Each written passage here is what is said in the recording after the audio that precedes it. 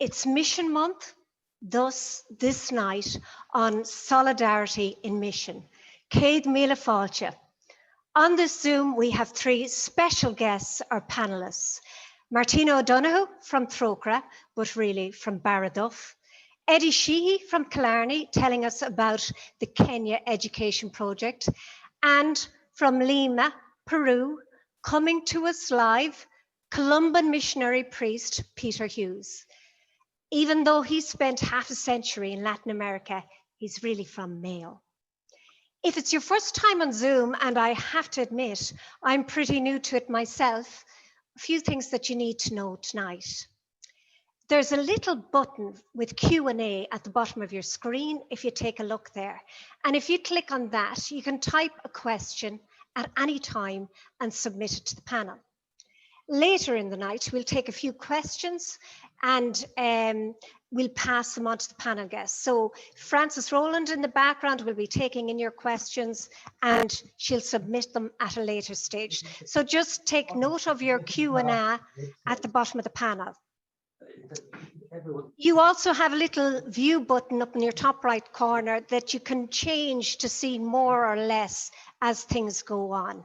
But first up, let's listen to this World Mission Ireland video. Places have closed. Kazi imekuwa tofauti. الحياة اتغيرت. Las vidas han cambiado.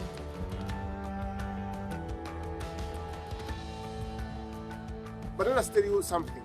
Une chose qui est sûre, ensemble, partout dans le monde. We will not go. 저도 디마. 우리는 떠나지 않을 것입니다. Kami ay naririto. We are still here. Estamos aquí.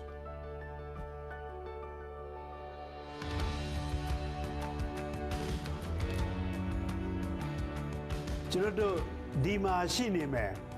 저도 디마 신이즘에. Narito kami lagi at mananatili kami rito. Nous allons poursuivre notre mission. We don't give up. احنا مش سر نقطع قلبنا. Wir geben nicht auf. No nos daremos por vencida.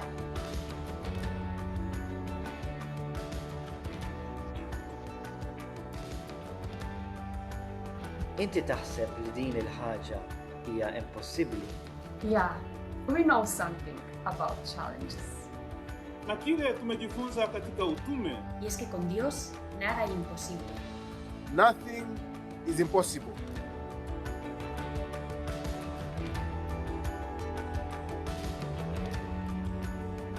Tener una misión es amar. El amore rende tutto possibile. And that's why we are going to stay here. احنا ser nkunu hawn. Nosotros estaremos aquí por ellos, por ellas. Pour toutes les femmes. Nobody can see. We will be here for you, and you can be here for all of us.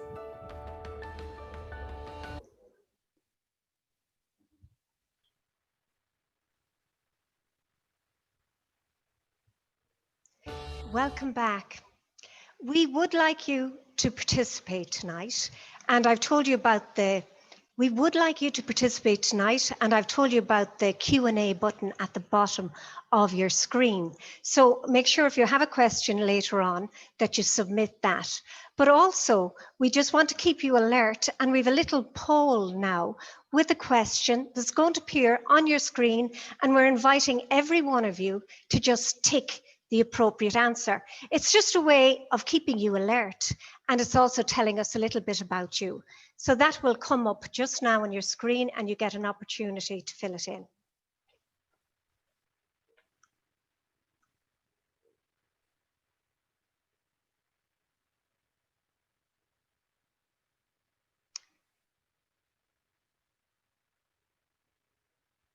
There may be a little bit of difficulty with the poll. It's Dunalin on Brishu Shaw. So what we will do is we will take our first panelist, and our first panelist is Martina O'Donoghue, and Martina is going to join us from her home in Barraduff. Martina has been working with Trocaire for nearly 20 years now. She studied history and politics and did her master's in international relations. She's worked in the following countries in Africa. She's worked in Angola, in Kenya, in Ethiopia, and Uganda. Martina is working from home now. She's settling back into Barraduff during COVID. She's at home with her husband and her 2 boys. She's still working for Trocaire, and she has a long list of responsibilities. Over to you, Martina. Hi, thanks, Mary. I'm just going to go through a few quick slides. I think Ger was going to put them up, but if not, if they're not showing, it's fine as well. There's no problem. I'll maybe just go through a little bit more there on who I am and then move on to maybe what my work and mission was, and just a little reflection then at the end about where I see the future or the current realities. Suppose you can move on there, Ger. Do you want to move to the next slide, Ger? Okay. So I suppose, as Mary said, I'm Martina O'Donoghue. I'm a Barraduff native. For those of you from the area, you might have known my dad. I grew up in Tig Donoghue's shop in Barraduff, and my mother is a quirk from Casement, kind of Faha area. So then I'm married to Wubi. That's a picture of him. He's an Ethiopian, and I have 2 boys, Tig Og and Sean. And I suppose I grew up in Barraduff, and when I was growing up in Barraduff, my parents instilled, like, I suppose, the idea that we were very fortunate, that we had a lot of opportunities given, you know, our family setup, the schools, everything, that we were very lucky and that we should be aware of that. I suppose as I became a teenager, I got very involved in Rapmore Social Action Group.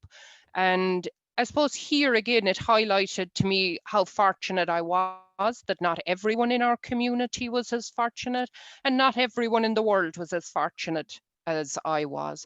I suppose it also gave me the idea that I could do something practical about that you didn't have to be a passive actor seeing this, and that you could do something.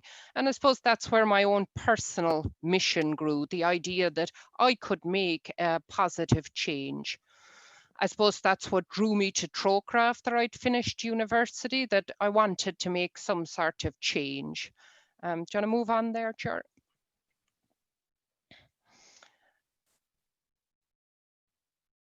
There's a bit of a pause, that's okay. You can move back. So I just have a few photos there of some of the places and the people that I've lived and worked with over the last 20 years. Some photos from Ethiopia, Angola, Kenya, etc. I suppose when I first arrived in Africa, I thought my mission was to help people. I'd spend a few years in Africa, I'd somehow reduce poverty and make the world a better place. I suppose I learned over time that there was no one in Africa waiting for me, like, to save them or to change their world, that people and local organizations, they were doing it themselves. They had plans, they were actively working very hard to improve their life. I suppose I started to realize that my mission and that of Trocaire's was to support people and organizations in their own change, in what they wanted to realize. I suppose a big part of that is the money we provide, but also some of the capacity building of local organizations, giving them skills, giving them knowledge on, you know, how to implement better, how to monitor. I mean, the work has been very diverse. I've worked with demobilizing UNITA soldiers in Angola, worked on agricultural projects in Ethiopia, land right projects for women in Uganda, lobbying government. But we did this through local organizations. It wasn't me doing this, it was local Angolans, local Ethiopians and their organizations that were making this change. I suppose an important part for me of my mission and Trocaire's mission has also been the work we do in Ireland, the work that was done in schools, in communities. And to me, this was around kind of, I suppose, linking our work overseas, but also making people realize that, you know, what you do in Ireland affects other people. You know, that say, like an example for me would be in that photo, the women I'm sitting with, they're from Borana and they're pastoralist community. They've moved now where they had drought every 2 years or every 10 years in the past, and now there's a drought every 2 years. That's because of climate change, and that's because of our behavior in Ireland. So like they see the effects of that.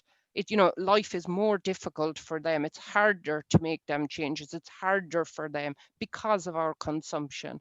So I suppose a big part, I would see that as a big part of my work as well, trying to make them links.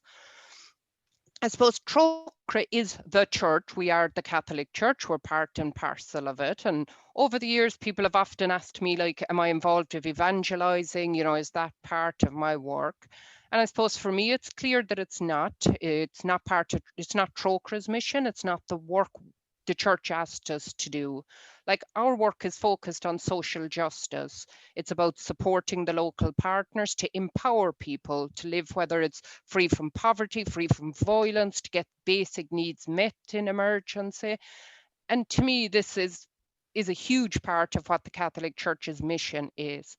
I see Trocaire and the work I did, like, really it's kind of as an expression of the faith of the church in Ireland.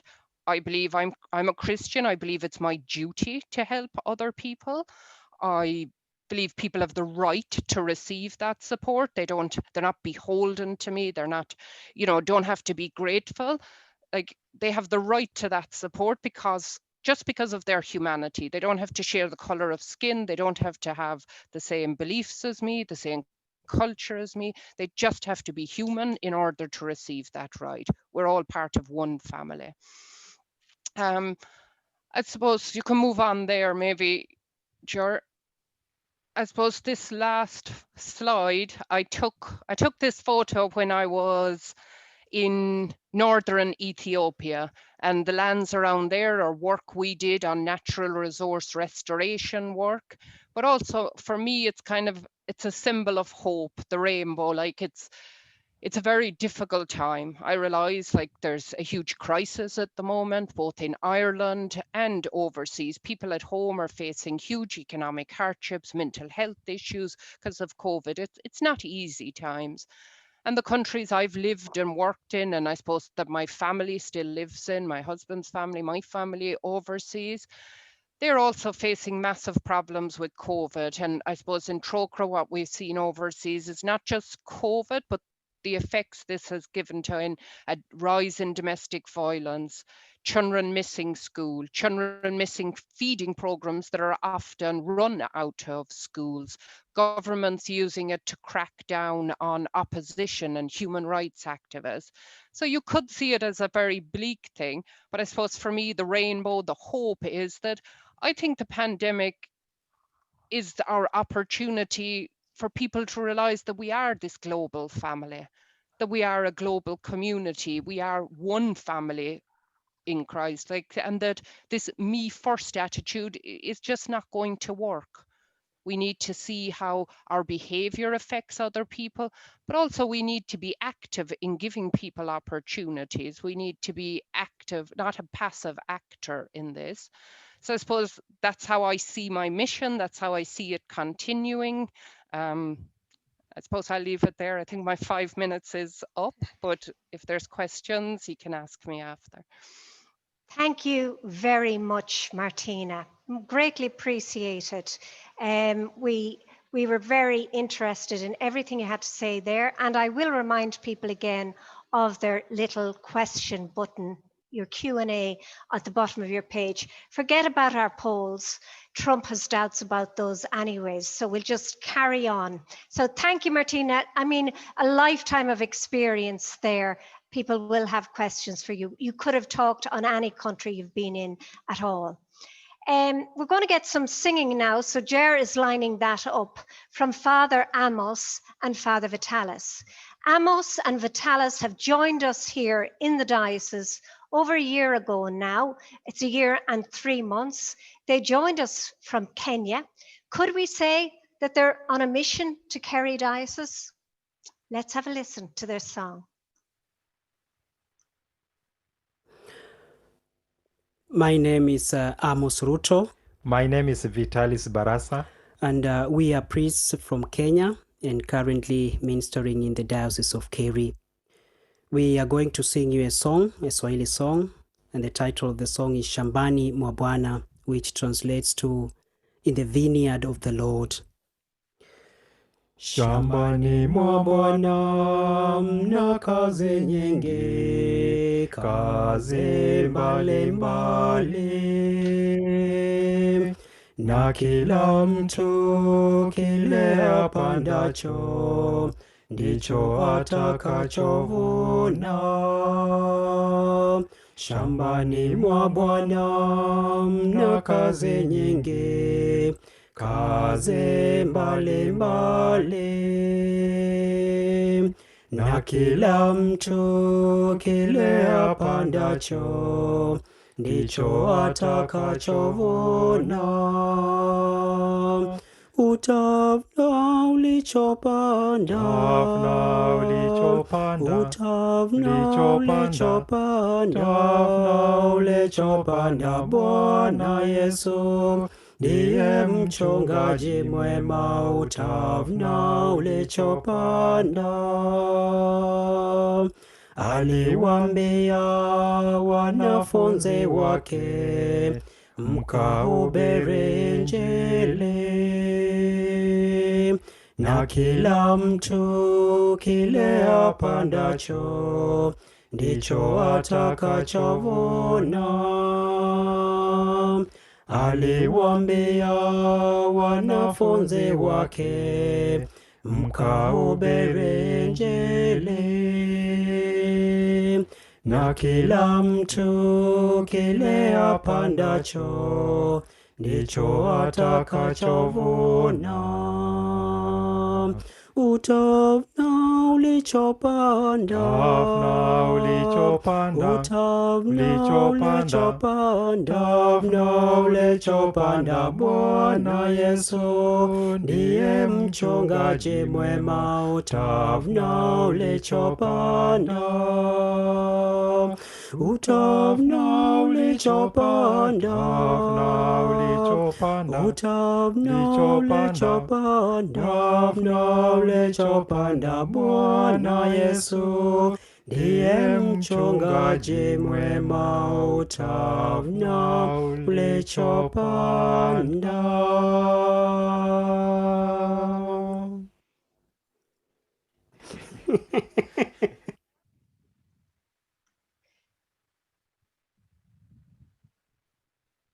Absolutely lovely, beautiful singing there.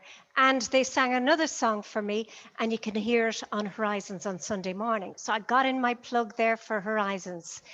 Our next guest is Eddie Sheehy from Killarney. Eddie describes himself as being semi-retired. He's a teacher and a guidance counsellor. He started the Kenya Education Project 17 years ago, 2003. To get the full story on the Kenya Education Programme, you can visit his website, the website of the project, or their Facebook. The central part of the project is school sponsorships, which allow children to get educated. Just imagine the need for that. The project sponsors up to 80 children a year, primary and secondary school children. The fundraising is very local. Killarney is the source of a lot of it, but there also are 10 schools around the diocese, and they make up to €8,000 a year to support this sponsorship. The village is called Imbulbul, near Nairobi, and Eddie goes out there year after year. It's a registered charity. It's very, Eddie tells us everything about it. They have newsletters, and people trust it, and young people love it because it's such a clear, obvious thing to get involved in. So, Eddie, over to you to tell us about Mission as you see it today. Hi, good evening, Mary, and good evening to the other presenters as well.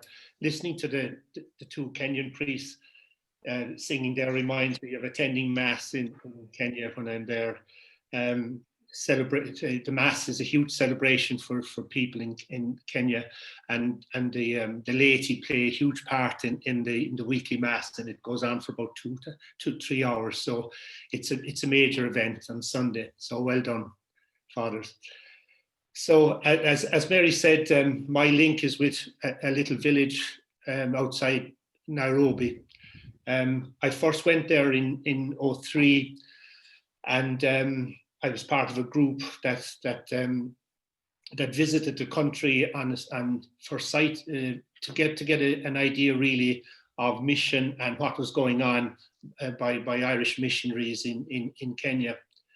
Being a teacher, I was immediately drawn to education, and every opportunity I got while we were in Bulbul village, I wandered down to the local primary school, because a new primary school had just been opened by the SMA priest from Cork there, and so I started helping out, and I got a kind of a bit of a shock when I saw the conditions the children were being educated in, and I immediately thought of the United Nations Declaration of Human Rights in 1948, and one of the cornerstones of that declaration is that everybody has a right to an education. So when I saw the overcrowded classrooms, and when I saw 5 and 6 children sharing a bench, and teachers with very, very little, very few facilities, I immediately felt in my heart that perhaps we in Ireland, or I as an individual, or I as a teacher, could maybe make some contribution to their life, and make a contribution to the education and the education provision in the village. So after that first visit, when I came back to Killarney, of course, I couldn't stop talking about my experience, and lots of people were asking about the trip and my experience there. And I noticed that among my friends and among people locally, there was this huge interest in people in another country, thousands of miles away. And really, the more I thought about it, the more I felt that these people were very positive about mission and very positive about helping. And when I was thinking today about what mission is, and mission is about all of us, really. It's not about just the people who go to Kenya, or who go to Africa, or who go to South America, or who go to Central America. It's anybody who thinks about the other, isn't it? If we forget about ourselves and think about the other, we then reach out and we can help. So when we formed the Kenya Education Project, that became the basis of our work, really.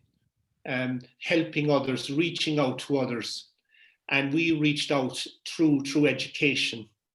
And from my many visits to the village over the years, I realized that people were living in very, very challenging conditions in the village, in single-roomed huts with very little sanitation, very little, no running water.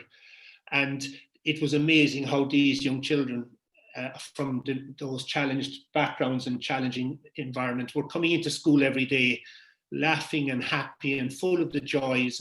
They wanted to be educated, and they were making big sacrifices to be educated, and so were their families.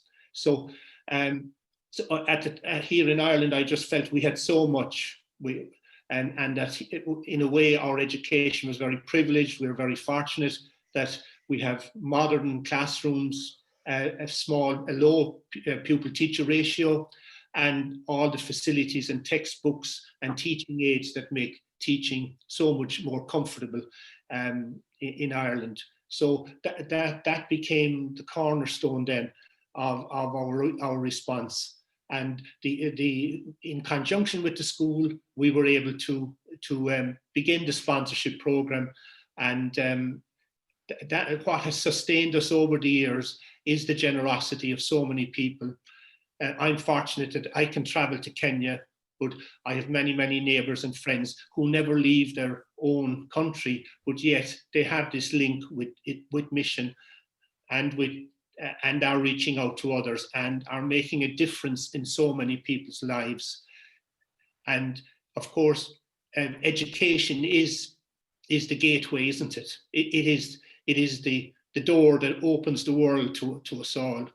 And no more in Ireland, we saw that in the 19th century and early 20th century, and now it's the turn of the other areas of the world, whether it's Africa or South America or Central America. The young people of those areas of the world have the same right as we have to this education, which will open up the world to them and take them away from the harsh, hopefully, get them out of the harsh living conditions. And just the photograph that's up there is a group of past pupils from the school who came back to visit, and I arranged for them to speak to the students, and many of them are very successful now. They were some of the first graduates of the secondary school in 2010. So the work will continue because of the generosity of people here, and it's branching out into things like the feeding program and linking with the local Vincent de Paul, and that's what keeps us motivated. That's what keeps us going. We know that in whatever way we help, it is making a difference, and it is changing people's lives and giving so many people an opportunity to an education. Thank you. So that's it, Mary. I hope I stayed within the 5 minutes. Well, Eddie, thank you very much. And it is very difficult to stay within the 5 minutes when you have such fantastic work going on. So I have to say, well done, and my compliments to you. And when I was reading through the materials and looking at the website on this, the Kenyan Education Project, I could see how young people would feel it as something very real to get involved in. And I could see that it could be as much a good youth project as anything else, you know. So well done on that. Yeah. And I'll say hello to, I see your son there in the background. So thank you, Eddie. We'll be back to you, Eddie. Okay, thanks indeed. Our next guest, our next panelist, as I mentioned before already, is Father Peter Hughes. Peter Hughes is a Columban missionary priest, and he's talking to us tonight from Lima in Peru, the capital of Peru. He told me not to say this, but over half a century working in Latin America. So he can contradict me if there's any mistake in that. I think he has Spanish nailed at this point. That's what I'm thinking. He was very involved in the Synod on the Amazon. Fascinating work. And I suppose if you were to name it, he really focuses on human rights and territorial rights. And I believe that he has very strong links to the Pope. After that, now it's all downhill. He's a great friend of Father John Ahern. I know his sister, Bernadette Hughes, who taught with Eddie, who's appearing there on screen, in the present Killarney. Now, I suppose I'm going into too much detail, but I believe Peter Hughes is a good one to give us the whole picture. So over to you, Peter Hughes. Thanks very much, Mary. After that introduction, it feels like we're all a bit of a family here this afternoon. Anyway, thank you very much to all of you for the invitation and to the organizers to have this conversation on this topic about solidarity and mission.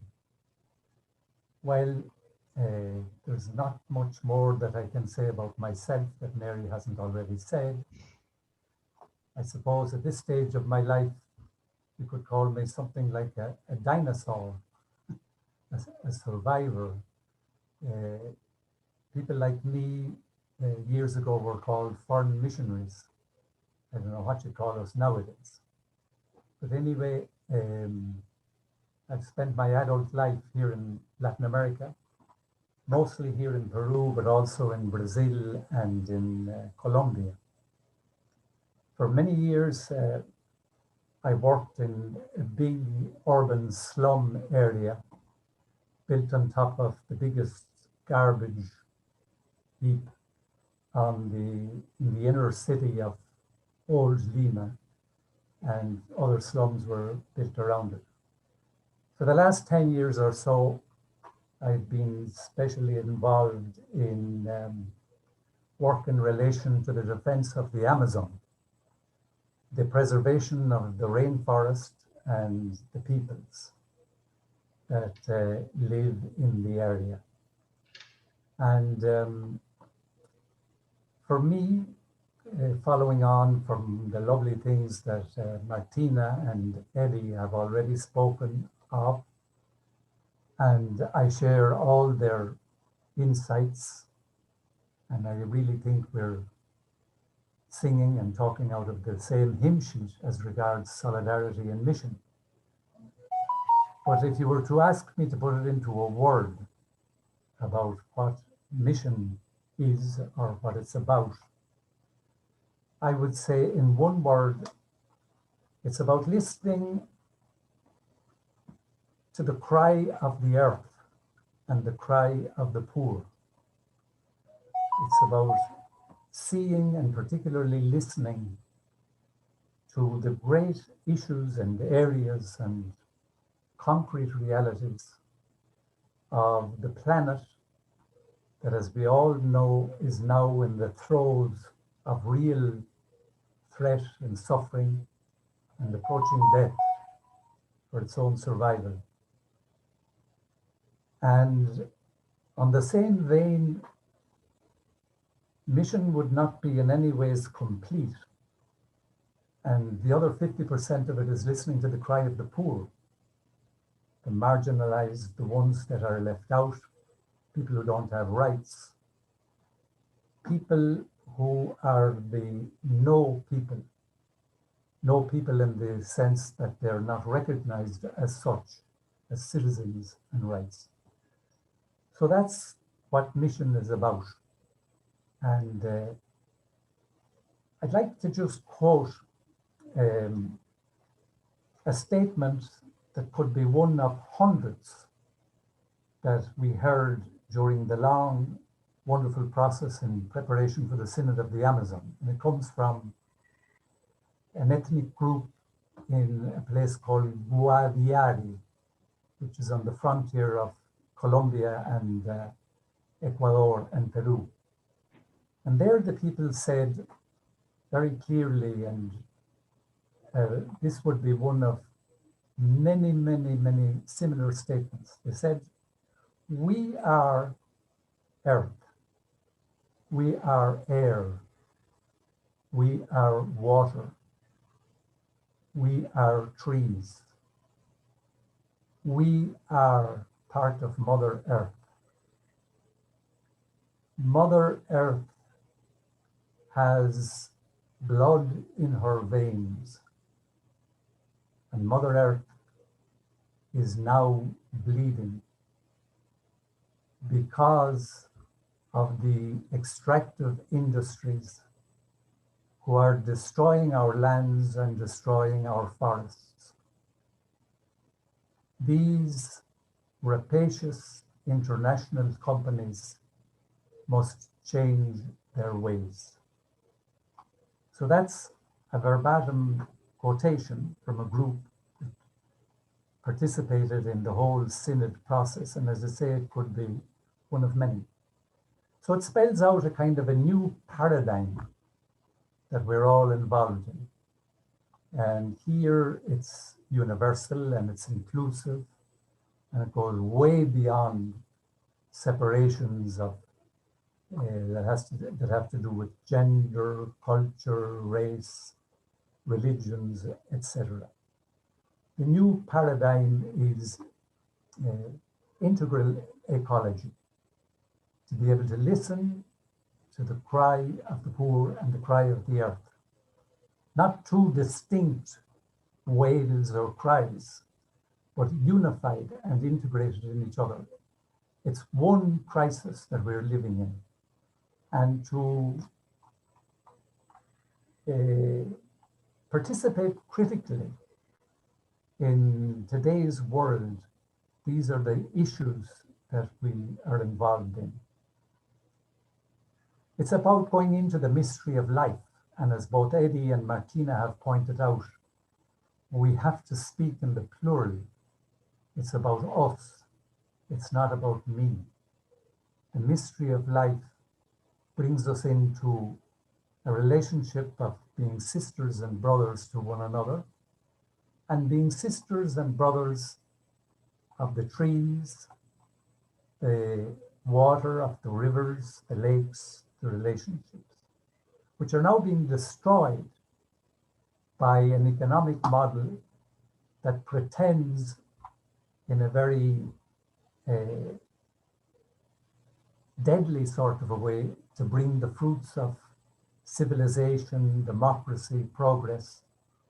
But in practice, in the Amazon, where I'm involved in, they do exactly the opposite.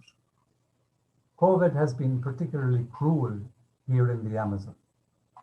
Peru, unfortunately, has the terrible record of now having the biggest number of deaths since March per 100,000 of population.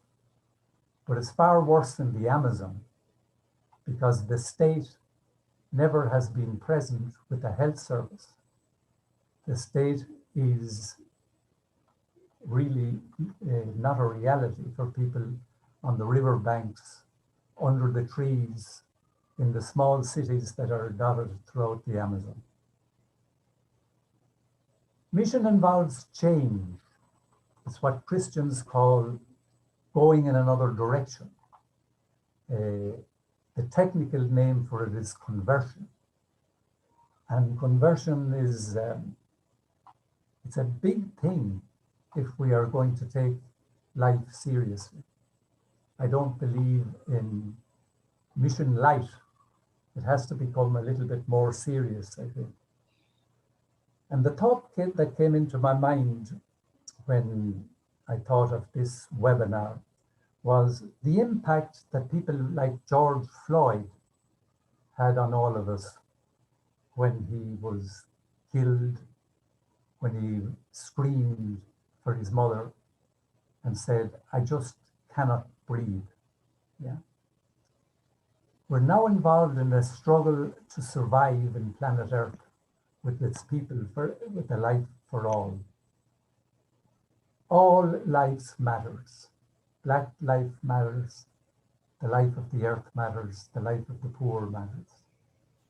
And mission is also about recognizing leaders and people who bring about change, who inspire us, who give us a sense of where to go and how to go. I call to mind at this point as well the prophets of our time. Prophets are people of change. Ruth Bader Ginsburg, that wonderful lady who died very recently and who is now very much in the news, that wonderful American judge. Yeah. People like John Lewis, the black leader who died very recently as well, and who was 40 times in jail during his young life in the Deep South. And I want to particularly mention the prophetic voice as a peace builder and a man of mission, our own John Hughes. For me here in the Amazon, I often think that the greatest missionary that Ireland has produced was Roger Casement, the Irish patriot, who was sent here to make an investigation about the ill treatment about the natives of the Amazon during the great rubber boom of the early 20th century. And his famous submission to the British Parliament brought about real change. As we know, Casement had a complicated life himself. A couple of years ago, Michael D. Higgins came here and he gave a wonderful address about Casement and the Irish contribution to Indigenous people, which is very, very important. Other leaders and prophets of our time very definitely are the new voices, the young voices. I'll mention just two. Greta Thunberg, a wonderful young woman, and Jorge Mario Bergoglio, Pope Francis. Not as young as Greta Thunberg, but very young at heart. And it's interesting that today, celebrating this seminar, this webinar with you, Francis is again in the news because of his very clear, down-to-earth, open statement when he said that same-sex people joined in civil unions have rights. They must be respected. They're human beings. They're our brothers and our sisters. And he even went so far to say they have rights to families. So there, in a few words, are some thoughts that I'd like to share with you. Finally, the prophets are also Kerry people. John Ahern, Peggy O'Shea, Sean Horgan, Tom Looney, Luke Roach. I could go on, but Muncher TV and all that you people are doing in the diocese, I've been reading your webpage, is wonderful and extraordinary work. So I think we're all together and, so to speak, we're in the same canoe. Okay, thank you. Thank you very much, Father Peter. Thank you so much. That's our three panelists, and as you see the variety that they're talking about, you've got Martina working with Trocaire for 20 years, focused primarily in Africa with a particular style of work, the Trocaire style of work. You've Eddie on a very focused project, a direct intervention linking with young people and fundraising and focusing on education. And then you have Father Peter taking more of an overview and looking at the Amazon and looking at threads of very essential work and the cry of the earth and the cry of the poor. Can I ask the panelists back in and turn on their mics? And I want to go to Francis Rowland to see, have we a question for any of our panelists? Please, Francis. Good evening, Mary. We do indeed. So our first question, I think, came in during Martina's presentation. And the question is, how does our behavior here in Kerry affect the people in countries like Ethiopia?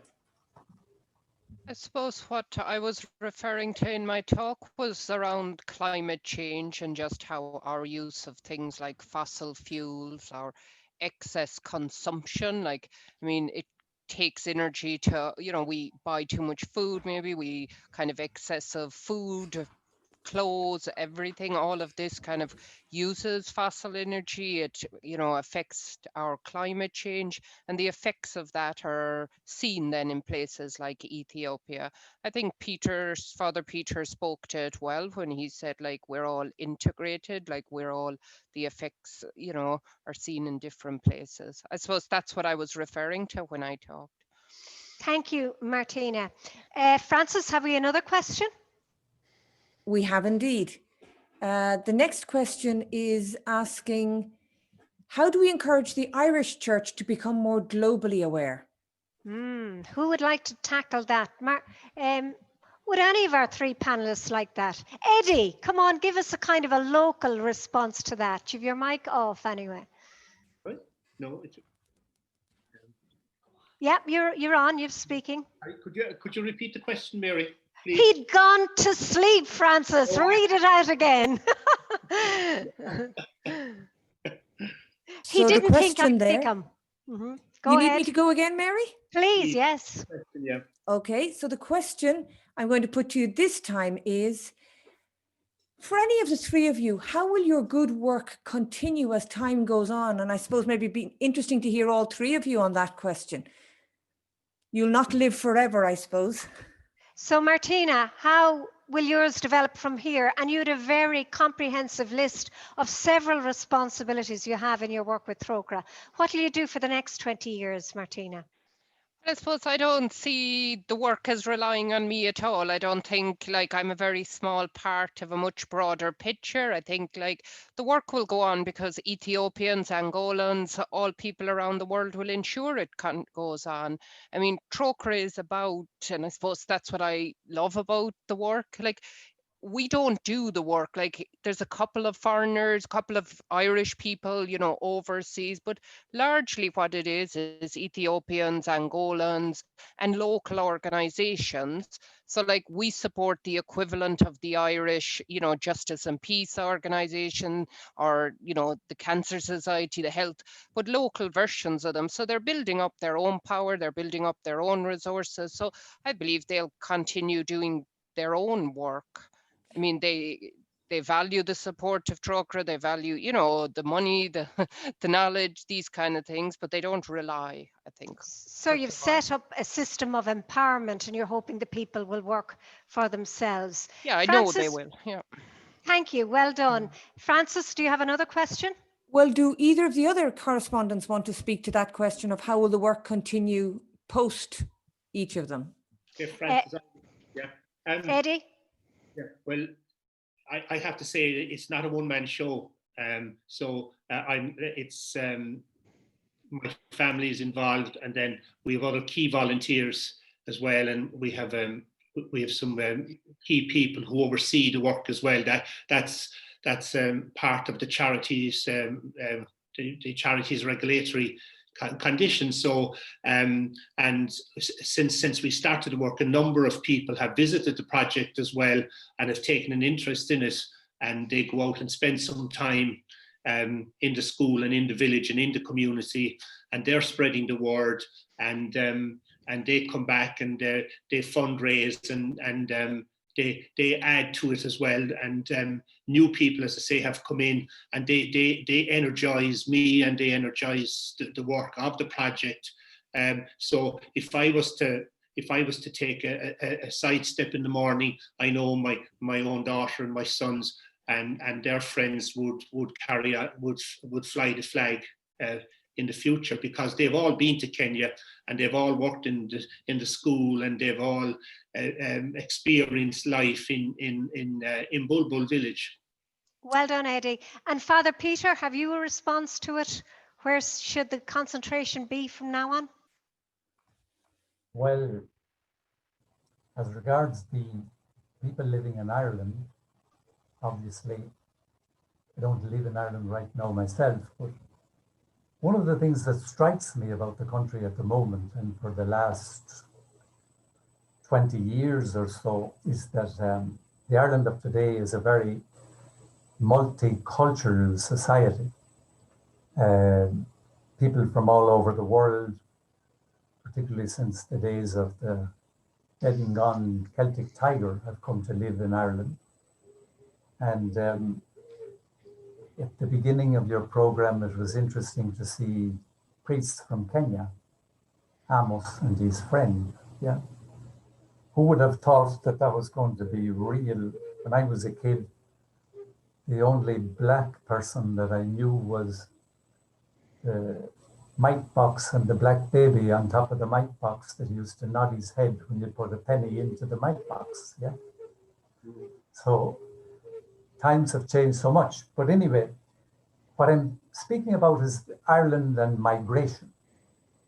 Ireland becoming a multicultural society. And the challenge to seek and accept new frontiers. What has been happening in the Mediterranean over the last 15 years, and the Mediterranean has found itself as something like a major graveyard, with all the boats and ships of escaping refugees coming from Africa and the Near East that are continually being victims of economic situations and war situations that oblige people to flee. So as an Irish people, I think we're faced with these real issues that obviously also have a real faith dimension. If we're speaking about ourselves as brothers and sisters, And if we're going to go into a little bit more deeper about the mystery of life and how we have to accept one another, particularly in our differences. And it's in our difference that makes us richer and special as human beings. So that's one of the issues that would strike me going back to Ireland as important. Thank you very much. Francis, is there one more question before we move on? She's muted herself. There's just one comment one that last, might be please. helpful.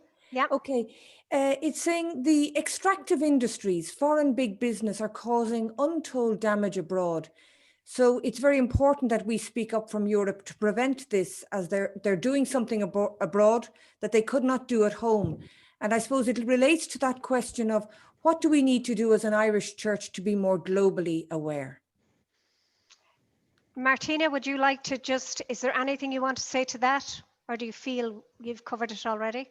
Yeah, I mean, I suppose the church has a global awareness, on many fronts. I think sometimes, we say the church, but we are the church. So like Trocaire is the church, it's a global focus. So sometimes I hear people saying like Catholic social teaching is the hidden teaching or that, but it's only hidden if you want it to be hidden. The global aspect is missing only if you want it to be. So I think the church is present globally, the church works present. It's up to us to kind of push ourselves there as well. I think the extractives, I mean, it's Latin America, big business. It's, it's across the world. It's like the occupied territories as well, like land as an issue there. I mean, you see it across the globe, and I think we do need to speak up. We can get involved in campaigns. We can ensure that the companies we use, whether are not involved in this. So I think we can do small practical things, and we can get involved in campaigns, etc. I'm going to say thank you to our three panelists, because we're going to move to a prayer and we're moving on through the night rapidly. Sylvia Thompson from the Justice, Peace and Integrity of Creation group is going to read the prayer, but I'm going to mention as well the returned missionary voluntary group that planned tonight. So you had the Justice, Peace and Integrity of Creation, the JPIC and the returned missionary voluntary group who are involved in planning tonight.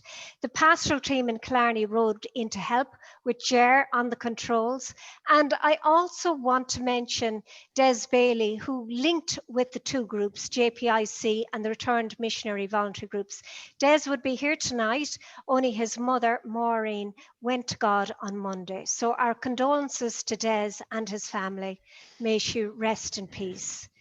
At that, Sylvia, we want to move to the prayer, and we're not quite done yet, but Sylvia Thompson is going to read the prayer for us tonight. Thank you, Mary. And this is the message of His Holiness Pope Francis for World Mission Day 2020. That was last Sunday.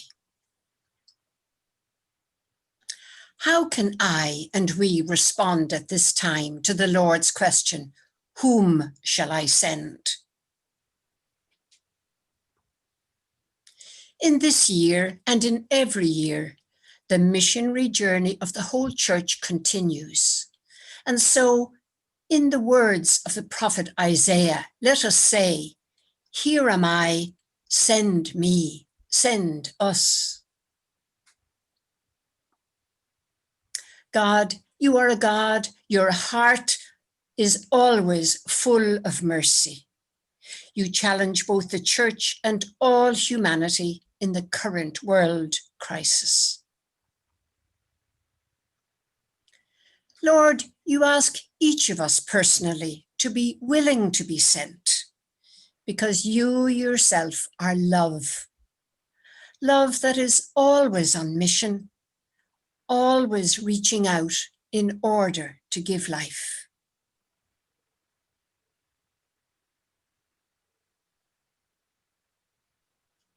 Lord, let us see this time as an opportunity for sharing, for service, and for intercessory prayer, to hear both the cry of the earth and the cry of the poor.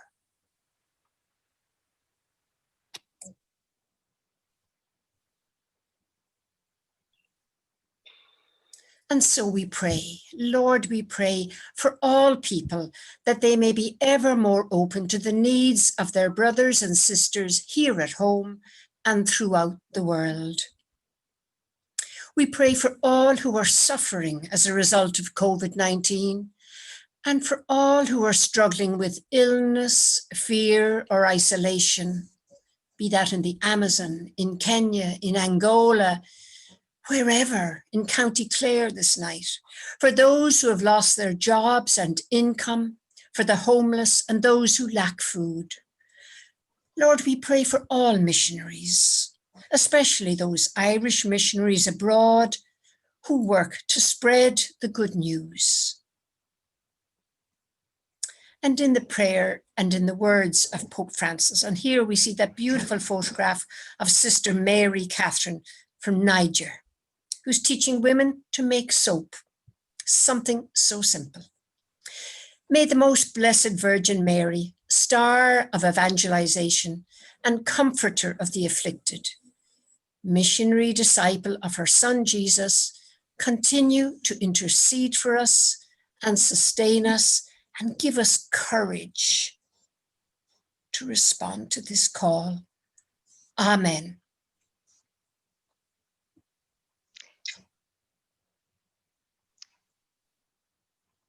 Thank you very much, Sylvia. Thank you for that beautiful prayer. And a very big thank you to Martina Donoghue, Father Peter Hughes, and Eddie Sheehy, our three panelists tonight, and for working our way through this webinar, because it's the new technologies and we're just trying to get used to them. So thank you for your patience. You were terrific. Most of all, thank you for joining us and for listening and working with us and sending us in the questions. If you'd like to make a donation, because we've talked about the action, the presence of actually being on mission, and there is the fundraising side of things, text mission to 50300. You can see it there on the screen in front of you to donate €4. So that's if you'd like to donate to the World Mission Ireland. You have it in front of you. Text mission 50300. Can I just say a very good night from me, Mary Fagan, and we'd love to get feedback afterwards from you. Ger will send out an email requesting that. And I will say just a very good night, not safe home because you're all at home already, but stay safe at home. And thank you for joining us on this subject, solidarity and mission, and please continue to give it thought and support, action, and financial support if you can. Thank you very much. Slán Táma. Good night. Good night.